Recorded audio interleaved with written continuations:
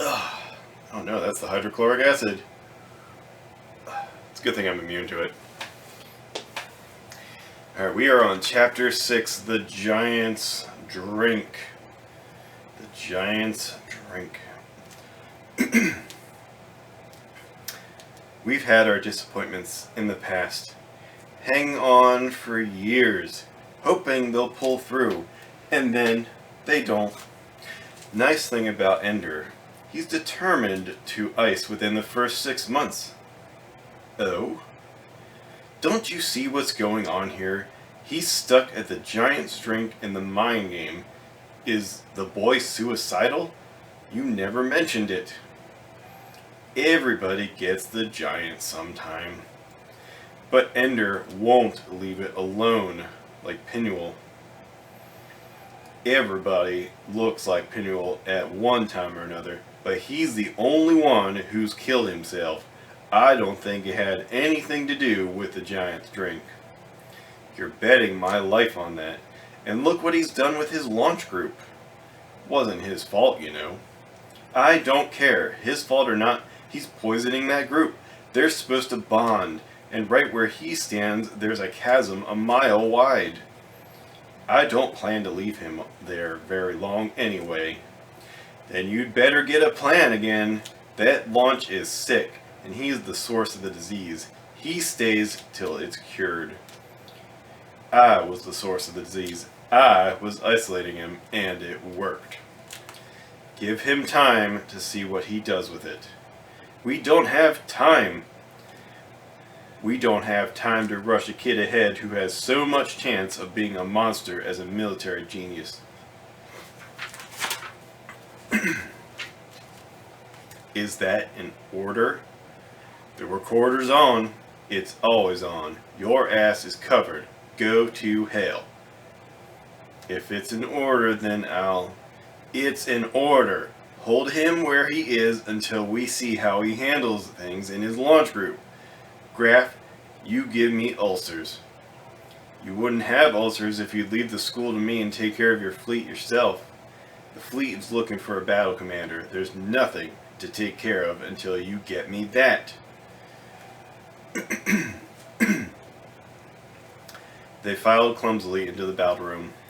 Like children in a swimming pool for the first time, clinging to the handholds along the side. Null gravity was frightening, disorienting. They soon found that things went better if they didn't use their feet at all. Worse, the suits were confining. It was harder to make precise movements since the suits bent just a bit slower, resisted a bit more than any clothing they had ever worn before. Ender gripped the handhold and flexed his knees. He noticed that along with the sluggishness, the suit had an amplifying effect on movement. It was hard to get them started, but the suit's legs kept moving, and strongly, after his muscles had stopped. Give them a push this strong, and the suit pushes with twice the force. I'll be clumsy for a while. Better get started. So, still grasping the handhold, he pushed off strongly with his feet. Instantly he flipped around, his feet flying all over his head, and landed flat on his back against the wall. The rebound was stronger, it seemed, and his hands tore loose from the handhold. He flew across the battle room, tumbling over and over. For a sickening moment he tried to retain his old up and down orientation, his body attempting to right itself, searching for the gravity that wasn't there. Then he forced himself to change his view. He was hurtling towards a wall. That was down, and at once he had control of himself. He wasn't flying, he was falling. This was a dive. He could choose how he hit the surface. I'm going too fast to catch hold of anything to stay, but I can soften the impact, and I can fly off at an angle if I roll when I hit and use my feet. It didn't work at all the way he had planned. He went off at an angle, but it was not the one he had predicted. Nor did he have time to consider. He hit another wall, this time too soon to have prepared for it, but quite accidentally he discovered a way to use his feet to control the rebound angle. Now, he was soaring across the room again, toward the other boys who still clung to the wall. This time he had slowed enough to be able to grip a rung. He was at a crazy angle in relation to the other boys, but once again his orientation had changed, and as far as he could tell, they were all lying on the floor, not hanging on a wall. And he was no more upside down than they were. "What are you trying to do? Kill yourself?" asked Shen. "Try it," said Ender. "The suit keeps you from hurting yourself, and you can control your bouncing with your legs like this." He approximated the movement he had made. Shen shook his head. He wasn't trying any fool stunt like that. But one boy did take off. Not as fast as Ender had, because he didn't begin with a flip, but fast enough. Ender didn't even have to see his face to know that it was Bernard. And right after him, Bernard's best friend, Ali. Ender watched them cross the huge room, Bernard struggling to orient himself to the direction he thought of as the floor. Ali surrendering to the movement and preparing to rebound from the wall. No wonder Bernard broke his arm in the shuttle, Ender thought. He tightens up when he's flying. He panics. Ender stored the information away for future reference. And another bit of information too. Ali did not push off in the same direction as Bernard. He aimed for a corner of the room. Their paths diverged more and more as they flew, and where Bernard made a clumsy, crunchy landing and bounce on his wall, Ali did a glancing triple bounce on 3 surfaces near the corner that left him most of the speed and sent him flying off at a surprising angle. Ali shouted and whooped, and so did the boys watching him. Some of them forgot that they were weightless and let go of the wall to clap their hands. Now they drifted lazily in many directions, waving their arms, trying to swim. Now that's a problem, thought Ender. What if you catch yourself drifting? There's no way to push off. He was tempted to set himself to drift and try solving the problem by trial and error, but he could see their useless efforts at control, and he couldn't think of what he would do that they weren't already doing. Holding onto the floor with one hand, he fiddled idly with the toy gun that was attached to his suit in front, just below the shoulder. Then he remembered the hand rockets sometimes used by Marines when they did a boarding assault on an enemy station. He pulled the gun from his suit and examined it. He had pushed all the buttons in the back of the room, but the gun did nothing there. Maybe here in the battle room it would work. There were no instructions on it, no labels on the controls. The trigger was obvious. He had toy guns as children, almost since infancy, but there were buttons on that his thumb could easily reach, and several others along the bottom of the shaft that were almost inaccessible without using 2 hands. Obviously, the 2 buttons near his thumb were meant to be instantly usable. He aimed the gun at the floor and pulled back on the trigger. He felt the gun grow instantly warm. When he let go of the trigger, it cooled at once. Also, a tiny circle of light appeared on the floor where he was aiming. He thumbed the red button at the top of the gun and pulled the trigger again. Same thing. Then he pushed the white button. It gave a bright flash of light that illuminated a wide area, but not intensely. The gun was quite cold when the button was pressed. The red button makes it a laser, but it is not a laser. Gap had said that. While the white button makes it a lamp. Neither will be much help when it comes to maneuvering. So everything depends on how you push off, the course you set when you start. It means we're going to have to get very good at controlling our launches and rebounds, or we're going to end up floating around in the middle of nowhere. Ender looked around the room. A few of the boys were drifting close to walls now, flailing their arms to catch a handhold. Most were bumping into each other and laughing. Some were holding hands and going around in circles. Only a few, like Ender, were calmly holding onto the walls and watching. One of them, he saw, was Ali. He had ended up on another wall, not too far from Ender. On impulse, Ender pushed off and moved quickly toward Ali. Once in the air, he wondered what he would say. Ali was Bernard's friend. What did Ender have to say to him? Still, there was no changing course now, so he watched straight ahead and practiced making tiny leg and hand movements to control which way he was facing as he drifted. Too late! He realized that he had aimed too well. He was not going to land near Ali, he was going to hit him. "Here! Snag my hand!" Ali called. Ender held out his hand. Eli took the shock of impact and helped Ender make a fairly gentle landing against the wall. "That's good," Ender said. "We ought to practice that kind of thing." "That's what I thought. Only everybody's turning to butter out there," Eli said. "What happens if we get out there together? We should be able to shove each other in opposite directions." "Yeah?" "Okay." It was an admission that all might not be right between them. "Is it okay for us to do something together?" Ender's answer was to take Eli by the wrist and get ready to push off. "Ready?" Eli said. "Go!" Since they pushed off with different amounts of force, they began to circle each other. Ender made some small hand movements, then shifted a leg, and they slowed. He did it again. They stopped orbiting. Now they were drifting evenly. "Packed head, Ender," Eli said. It was high praise. "Let's push off before we run into that bunch. And then let's meet over in that corner." Ender did not want this bridge into the enemy camp to fail. "Last one there saves farts in a milk bottle," Eli said. Then, slowly, steadily, they maneuvered until they faced each other, spread-eagled, hand to hand, knee to knee. "And then we just scrunch?" asked Eli. "I've never done this before either," said Ender. They pushed off. It propelled them faster than they expected. Ender ran into a couple of boys and ended up on a wall that he hadn't expected. It took a moment to reorient and find the corner where he and Eli were to meet. Eli was already headed towards it. Ender plotted a course that would include 2 rebounds to avoid the largest cluster of boys. When Ender reached the corner, Eli had hooked his arms through 2 adjacent handholds and was pretending to doze. "You win. I want to see your fart collection," Eli said. "I stored it in your locker, didn't you notice?" "I thought that was my socks." "We don't wear socks anymore." "Oh yeah." A reminder that they were both far from home. It took some of the fun out of having mastered a bit of navigation.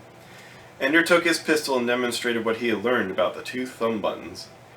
"What does it do when you aim at a person?" asked Eli. "I don't know." "Why don't we find out?" Ender shook his head. "We might hurt somebody." I meant why don't we shoot at each other in the foot or something? I'm not Bernard. I never tortured cats for fun." "Oh. It can't be too dangerous, or they wouldn't give us these guns to kids. We're soldiers now." "Shoot me in the foot." "No, you shoot me. Let's shoot each other." They did. Immediately, Ender felt the leg of the suit grow stiff, immobile at the knee and ankle joints. "You froze?" asked Eli. "Stiff as a board." "Let's freeze a few," Eli said. "Let's have our first war, us against them." They grinned. Then Ender said, "Better invite Bernard." Eli cocked an eyebrow. "Oh? And Shen, that little slanty-eyed butt wiggler?" Ender decided that Eli was joking. "Hey, we can all be bad at this." Eli grinned. "My grandpa would have killed you for that." "My great-grandpa would have sold him first." "Let's go get Bernard and Shen and freeze these bugger lovers." In 20 minutes, everyone in the room was frozen except for Ender, Bernard, Shen, and Eli. The 4 of them sat there whooping and laughing until Dap came in. "I see you've learned how to use your equipment," he said. Then he did something to a control he held in his hand. Everybody drifted slowly toward the wall he was standing on. He went among the frozen boys, touched them, and thawing their suits. There was a tumult of complaint that it wasn't fair how Bernard and Eli had shot them all when they weren't ready. "Why weren't you ready?" asked Dap. "You had your suits just as long as they did. You had just as many minutes flapping around like drunken ducks. Stop moaning and we'll begin." Ender noticed that it was assumed that Bernard and Eli were the leaders of the battle. Well, that was fine. Bernard knew that Ender and Eli had learned to use the guns together, and Ender and Eli were friends. Bernard might believe that Ender had joined his group, but it wasn't so. Ender had joined a new group, Eli's group. Bernard had joined it too. It wasn't obvious to everyone.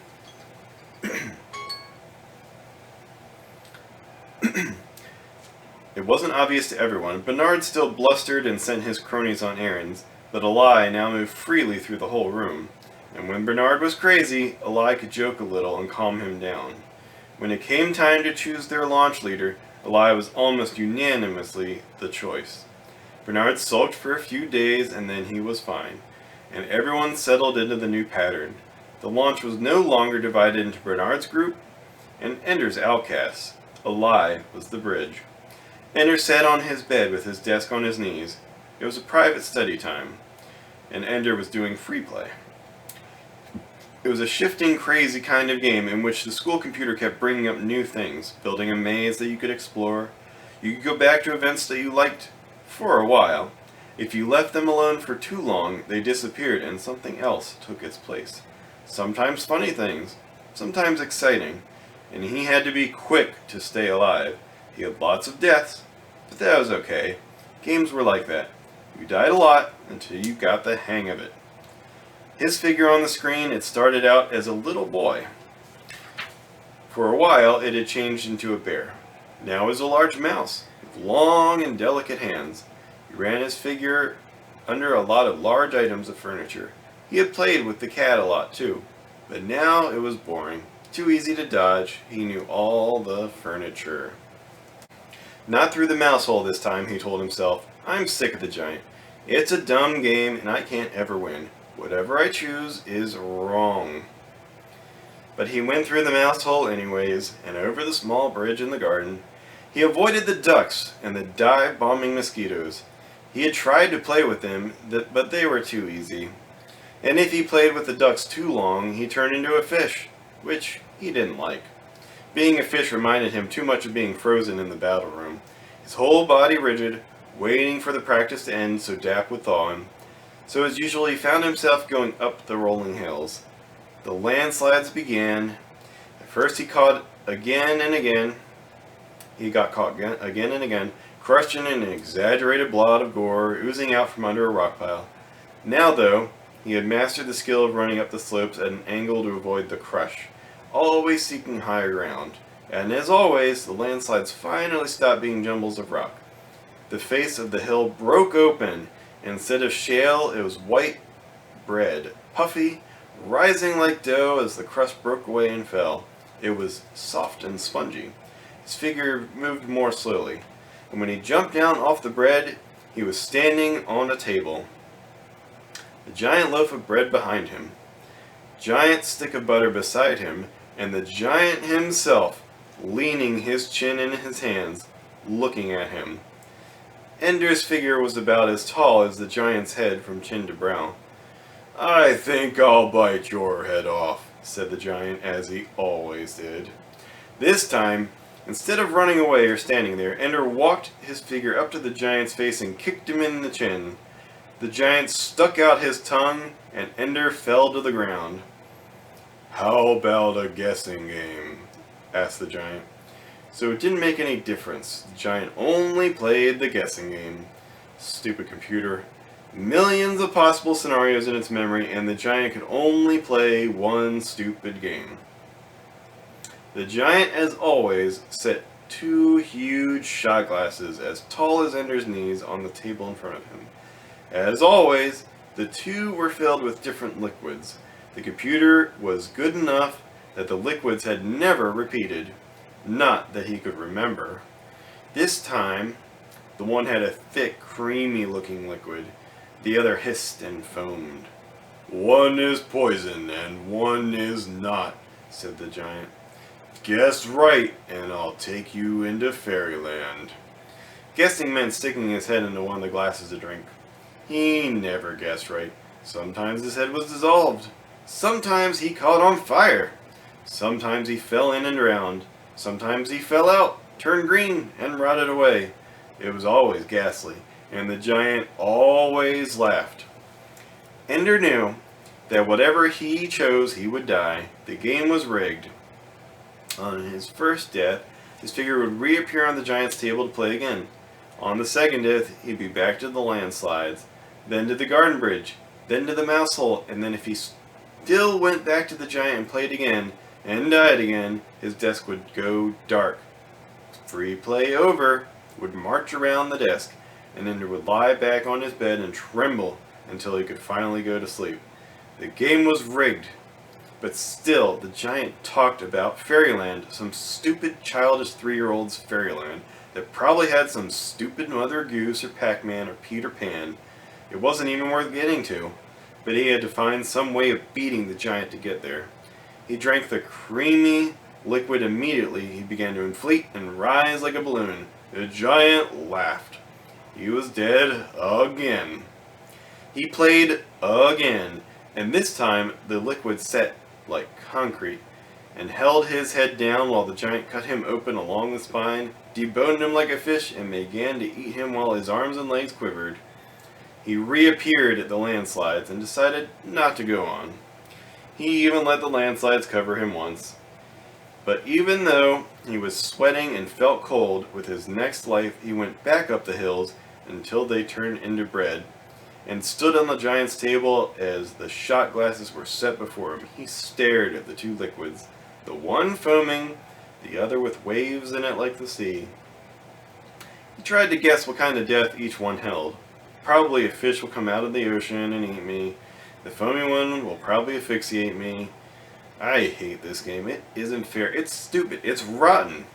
And instead of pushing his face into one of the liquids, he kicked one over, then the other, and dodged the giant's huge hand as the giant shouted, "Cheater! Cheater!" He jumped at the giant's face, climbed up his lip and nose, and began to dig into the giant's eye.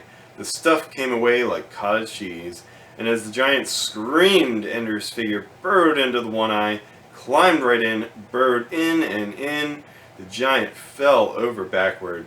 The view shifted as he fell, and when the giant came to rest on the ground, there were intricate, lacy trees all around. A bat flew up and landed on the dead giant's nose. Ender brought his figure up out of the giant's eye. How did you get here?" the bat asked. "Nobody ever comes here." Ender could not answer, of course, so he reached down, took a handful of the giant's eye stuff, and offered it to the bat. The bat took it and flew off, shouting as it went, "Welcome to Fairyland!" He had made it. He ought to explore. He ought to climb down from the giant's face and see what he had finally achieved. Instead, he signed off, put the desk in his locker, stripped off his clothes, and pulled his blanket over him. He hadn't meant to kill the giant. This was supposed to be a game, not a choice between his own grisly death and even worse, murder. I'm a murderer, even when I play. Peter would be proud of me. That is the end of the giant's drink. What would you guys do? Would you guys keep drinking the different liquids, or would you stop playing? Our next chapter is Salamander. We'll find out what that's about. Salamander.